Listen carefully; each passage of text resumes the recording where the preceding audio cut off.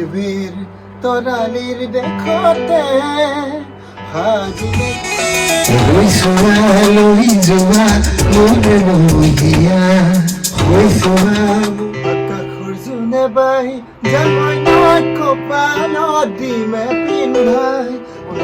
আজি আমি আহিলোঁ আমাৰ গাঁৱৰে গৌৰীদা গৌৰী শংকৰ বৰুৱা দাদা আহিলোঁ কৈ দিয়ক। নমস্কাৰ নমস্কাৰ। হাই।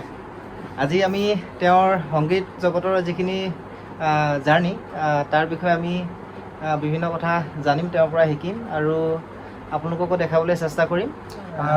ভাইটি প্ৰণৱলৈ মোৰ ফালৰ পৰা বহুত বহুত ধন্যবাদ জ্ঞাপন কৰিছোঁ। ই আজি মোৰ ঘৰলৈ আহিলে আৰু তেনেই আমি কাষৰে বাৰু, ইয়াৰ ঘৰ মোৰ ঘৰৰ পৰা বেছি দূৰ নহয়, একদম ওচৰতে, আমি একেলগে ডাঙৰ হৈছোঁ।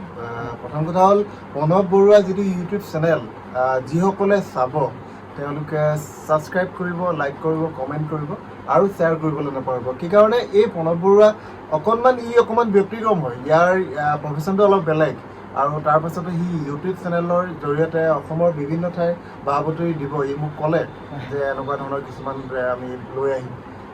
ই প্ৰণৱ বৰুৱা নিজে এজন কিন্তু অসম আৰক্ষী জোৱান হয়। সেইটো এটা আমাৰ কাৰণে, মোৰ কাৰণে, আমাৰ গাঁওখনৰ কাৰণে গৌৰৱ। আমাৰ গাঁৱত ই আছে আৰু ইয়াৰ যিখিনি কাম কৰি আছে এতিয়া, তাৰ প্ৰণৱ বৰুৱা ইউটিউব চেনেলৰ জৰিয়তে যিখিনি কৰিম বুলি পৰিকল্পনা কৰিছে, আচলতে আপোনালোকে মৰম কৰিব, ইয়াত ছাবস্ক্ৰাইব কৰিব, লাইক কৰিব, কোনোবাই কৈছোঁ কমেণ্ট কৰিব। আৰু আজি তেতিয়াহ'লে গৌৰীদাৰ একচুৱেলি অকল সংগীত জগতখনৰ লগতে নহয় আৰু বিভিন্ন ঘৰত বিভিন্ন কামত ব্যস্ত থাকে। তেওঁ নতুনকৈ এখন নাৰ্চাৰী খুলিছে আৰু বাগানো যথেষ্ট আছে, বাগানটো লাগি থাকে। আমি প্ৰায় দেখোঁ তেওঁ বাগানত ৰ'দে বৰষুণে কাম লাগি থকা, আৰু এখন গাহৰি ফাৰ্মো খুলিছে।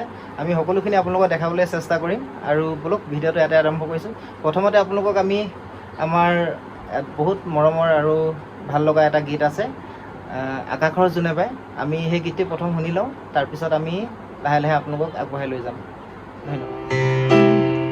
আকাশৰ জোনে বাই যামই কপালত দিমে পিন্ধাই, মৰমৰ বাগিচাত যামই গোলাপ ফুলে খুৱাই। আকাশৰ জোনে বাই যামই কপালত দিমে পিন্ধাই, মৰমৰ বাগিচাত যামই গোলাপ ফুলে খুৱাই। এ দেখি কি মৰম লগালা, এ দেখি আহুতি খুৱালা, এ দেখি পঢ়িব নোৱাৰো, এ দেখি বুজাব নোৱাৰো, এ দেখি পেটলৈ ভাত নোযোৱা, পেটলৈ ভাত নোযোৱা। আচলতে এই গীতটো কৰোঁতে মোৰ লগত জোনাক কাশ্যপ বুলি মোৰ লগৰ এজন আছিলে, সিও দুটামান লাইন সংগীত কৰিছিলে। আৰু নিবিড় ৰঞ্জন বুলি ভাইটি আছে, তাৰপৰা ৰমেন বানু আছে, তাৰপৰা কিৰণ কবি আছে, কিৰণ কবি বুলি ভাইটি এটা আছে। আচলতে এটা সমূহীয়া প্ৰচেষ্টাতে গীত হৈছিলে আৰু গীতটো মই লিখিছিলোঁ, তাৰপিছত সিহঁতে কিন্তু চাই দিছিলে মানে গোটেইখিনি।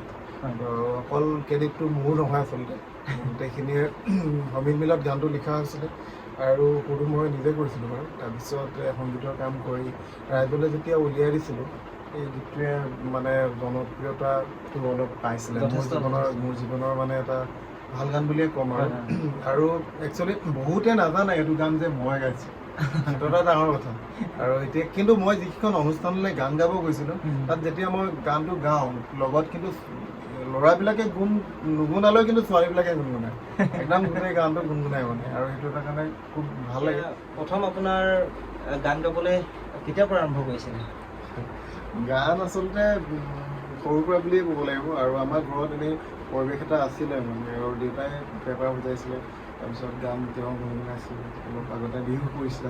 আচলতে বিহুৰ পৰাই আমাৰ সৃষ্টি বুলি ক'ব লাগিব। বিহু, লোক সংস্কৃতি এইবিলাক দেউতাহঁতে কৰিছিলে অকণমান, এতিয়াও গুণগুণায় বা সেই তেনেকৈ ঘৰত অকণমান পৰিৱেশ এটা আছিলে। আৰু প্ৰভাৱিত হ'লোঁ, দেউতাই সেই হাৰমনিয়াম তবলা সৰুতে আনি দিছিল। তাৰপিছত আমি যেতিয়া স্কুলত আছিলোঁ, তেতিয়া আমি মানে গান গাবলৈ লৈছিলোঁ আৰু আমাৰ এটা প্লাছ পইণ্ট আছিলে আমাৰ অঞ্চলটোৰ কেশৱ ৰাজখোৱা তেখেত ঢুকালে মোৰ দদাইদেউ হয় তেওঁ আৰু সেইটো সময়ত আমি লক্ষী বৰুৱা দদাইদেউ ক'বলৈ গৈছিলে তেওঁ কেশৱ ৰাজখোৱা যিজন ঢুকালে তেখেতে হাৰমনিয়াম বজাইছিলে তেখেত দুজনক পাইছিলোঁ প্ৰথমবাৰ তেখেত তাৰপিছত বিপিন চেতিয়া বুলি দাদা এজন আছিলে তেওঁ এই গান চান গাইছিলে আৰু সেইধৰণে আমাৰ গাঁওখনত বা আমাৰ এই অঞ্চলটোত কিছুমান ব্যক্তি আছে যিখিনি ব্যক্তিৰ মানে লগত কৰি পেলাই গীতবোৰ গাবৰ কাৰণে আমি অনুপ্ৰেৰণা পাইছিলোঁ আচলতে আৰু সেই পৰিৱেশতে আগবাঢ়ি আহিছিলোঁ। দাদা আপুনি প্ৰথম যিটো গীতটো কি আছিলে বাৰু অলপ গুণগুণাই দিব নেকি?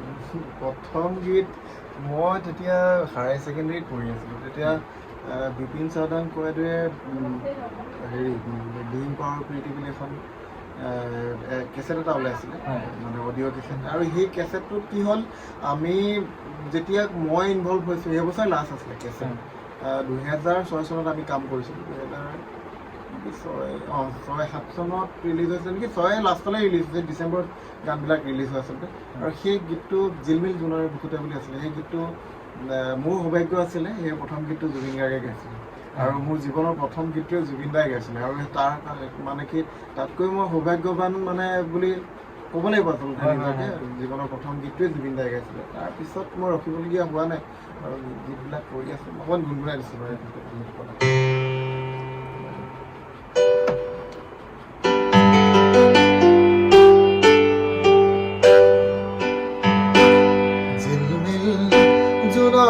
বুকুতে তিৰবিৰ তৰালিৰ দেখতে সাজিমে ঘৰ তোমাকে লৈ মই নীৰৱে সপোন মোৰ সঁচা হ'ব দিঠক মোৰ মিঠা হ'ব তুমি কাষতে ৰলে মৰমী জিলমিল জোনৰে বুকুতে তিৰবিৰ তৰালিৰ দেখতে দুলি দুলি নৰবা সিয়া ঢালি মৰম দিয়া পাহৰি আঁতৰি নাযাবা প্ৰতিপলে ভাবিছোঁ জ্বলি দহি মৰিছোঁ কহুৱা হৈ যদি তুমি যোৱা যদি আঁতৰি মৰমী জিলমিল জোনৰে বুকুতে তিৰবিৰ তৰালিৰ দেখতে এনেকুৱা। দাদা এতিয়া ধৰি লওক মিউজিক ডাইৰেক্টৰো হয় আপোনাৰ কিছুমান মানে ধৰি লওক কাম আৰু আপুনি কাৰ লগত বেছিকৈ মানে কামবিলাক কৰে তাৰ বিষয়ে অলপ ক'ব নেকি? একচুৱেলি মোৰ প্ৰতিটো গানতেই মই যিমানখিনি গীতৰ কাম কৰিছোঁ সেই প্ৰতিটো গানত বিকাশ গগৈ বুলি মোৰ লগৰ বন্ধু এজন সি নীল আকাশৰ লগত এতিয়া বজাই আছে সি কিন্তু গীটাৰ সংগত ইকুলিলি সংগত এইবিলাক কৰে তাৰপিছত আৰু বাঁহী কৈলাশৰ বাহঁতেও বজাইছে দাদা কৈলাশদা এইফালে উজ্জ্বল কোঁৱৰ বা বিতুপন কোঁৱৰ সিহঁতে বাঁহী বজাইছে সংগত কৰিছে বিহুৰীয়া গীতবিলাকত তাৰ উপৰিও বুলবুল দাইও বেছ বজাইছে মোৰ গীতত চন্দন দাইও বজাইছে আৰু ফাইনেলি মই সংগীত কৰিছোঁ মই সংগীত কৰা গানত মই লিখা গানত কিন্তু জুবিন দাইতো লিখা গানতো গাইছে সংগীত কৰা গানতো গাইছে এটা আছিলে সোঁৱৰণি বুলি গীত এটা আছিলে জয়ন্ত তোমালোকৰ একেই ডিপাৰ্টমেণ্টটো একেই সিও হেৰি কামাণ্ডো হয় জয়ন্ত দাস বুলি ল'ৰা তেজপুৰৰ ফালৰ তাৰ কাৰণে এটি গীত কৰিছিলোঁ সি জুবিন দা আৰু সি গাইছিলে আৰু সেই গীতটো মই মিউজিক কৰিছিলোঁ তাৰপিছত জুবিন দাই সেইটো বৰ ধুনীয়াকৈ গাইছিলে সেই ভাল গীত আছিলে মানুহে আদৰি লৈছিলে তাৰপিছত দীপলিনায়ো গাইছে আমাৰ ইণ্ডাষ্ট্ৰিয়াৰ ভান্তি বাবা তেখেতৰ লগত মোৰ ভাল সম্পৰ্ক মাজে মাজে কথা পাতোঁ তেখেতৰ এটা প্ৰাৰ্থনা মই মিউজিকৰ কাম কৰিছিলোঁ সেইটো প্ৰাৰ্থনা মুক্তি বুলি আছিলে সেইটো দীপলিনা ডেকাই গাইছিলোঁ তাৰপিছত মই সংগীত কৰা সুভাষনা বায়ো গাইছে সুভাষনা দত্ত তাৰপিছত আছে অসমৰ মানে নাম জ্বলা নীল আকাশেও গাইছে মই মিউজিক কৰা গান সেই অনুপাতে অসমৰ বিভিন্ন জেগাৰ ল'ৰা ছোৱালীবিলাক আহে মোৰ বন্ধু ভাইটি গোটেইখিনি আহি পেলাই মোৰ চব যিখিনি কৰিছোঁ যথেষ্টখিনি গীত কৰিছোঁ আৰু এতিয়ালৈকে কৰি আছোঁ ভগৱানৰ কৃপাত সংগীতৰ দাদাৰ এটা এলবাম আছিলে অডিঅ' এলবাম নিয়ৰ বুলি গানখিনি খুব প্ৰিয় আছিলে দাদাই সেই এলবামটোৰ বিষয়ে অলপ ক'ব নেকি? নিয়ৰ এলবামটো মোৰ নিয়ৰ এলবামটো মই 2008 চনৰ পৰা কাম ষ্টাৰ্ট কৰিছিলোঁ। 8 নহয় 7 মানৰ পৰাই গান লিখা আৰম্ভ কৰিছিলোঁ। তেতিয়াতো 8টা গান কৰিব লাগে, একে CD কেছেট বা ধৰি লওক অডিঅ' কেছেট আছিলে। মই সেইটো বাৰ তেতিয়া নিয়ৰ কৰিছিলোঁ। মই 7-8 চনত গানবোৰ লিখিছিলোঁ, 9 চনত ৰিলিজ হৈছিলে, আচলতে মাৰ্চ মাহত ৰিলিজ হৈছিলে 2009। তেতিয়া ৰিলিজ হৈছিল গুৱাহাটীত। আমি তেতিয়া মই মাষ্টাৰিং কৰি আছোঁ, গ্ৰেজুৱেশ্যন কৰিলোঁ তেতিয়া। সেইটো সময়তে গীতখিনি ৰিলিজ কৰিছিলোঁ। আৰু এই গীতটোত বৰ্তমানৰ এতিয়া বলিউডতে প্ৰতিভাৱান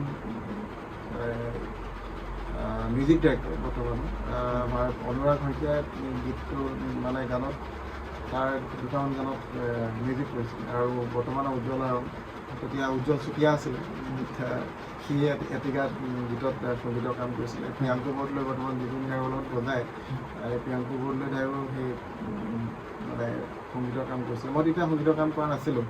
আৰু সেই নিয়ৰ এলবামৰ এটি গীত মই গুণগুণাই দিছিলোঁ। মোৰ খুব ভাল লগা গীত আছে, কিন্তু অনুৰাগ শইকীয়াই সংগীতৰ কাম কৰিছিলে। সি কেতিয়াবা কথা পাতিলে সি গাই তেনেকৈ গায়ে পঠিয়াই মানে সি কিন্তু এই গীতটোৰ কথা খুব মানে হেৰি কৰে, মোৰো ভাল লাগে অকণমান।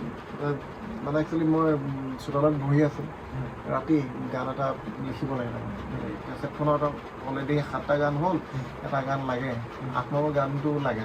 ৰাতি কি হ'ব, গীটাৰখন লৈ বহি আছে। ৰাতি প্ৰায় 12টা-1টা বাজিছে বাহিৰত।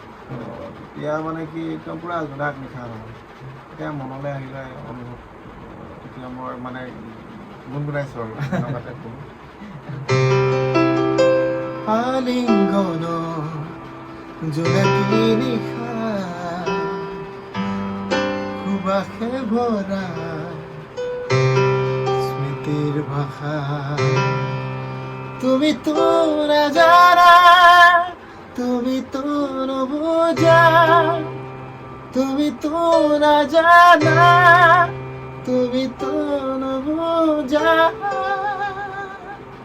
অস্ফুট হৃদয়ৰ ভাষা আলিংগন জোনাকী নিশা। এনেকুৱা আছিলে গীতটো। তাৰপৰা নিহৰ বুলি এটা গীত আছিলে, খুব মানে একচুৱেলি গোটেই এলবামটো ৰোমান্টিক আছিলে আৰু একদম চফ্ট মেলডি টাইপ আছিলে। সংগীতখিনি তেনেকুৱাকৈ সজোৱা হৈছিলে।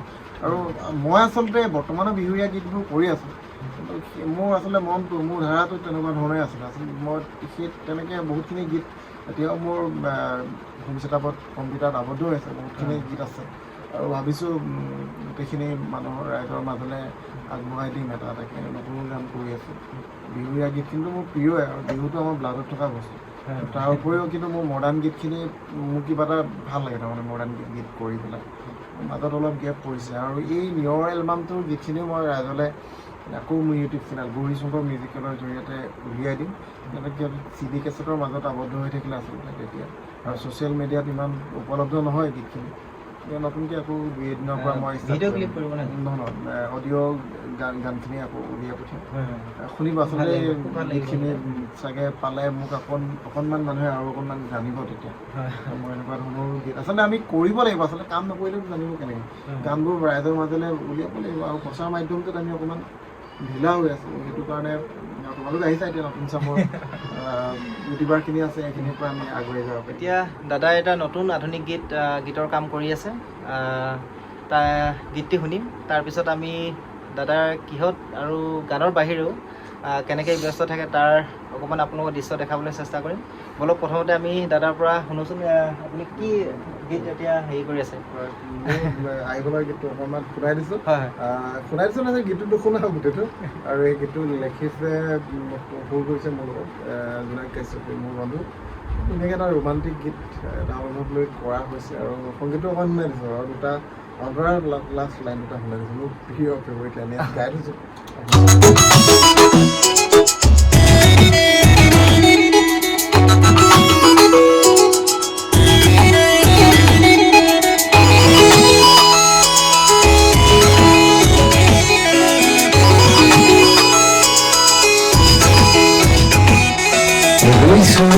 লৈ যোৱা মোৰে মহিয়া হৈ যোৱা মোৰ গানৰ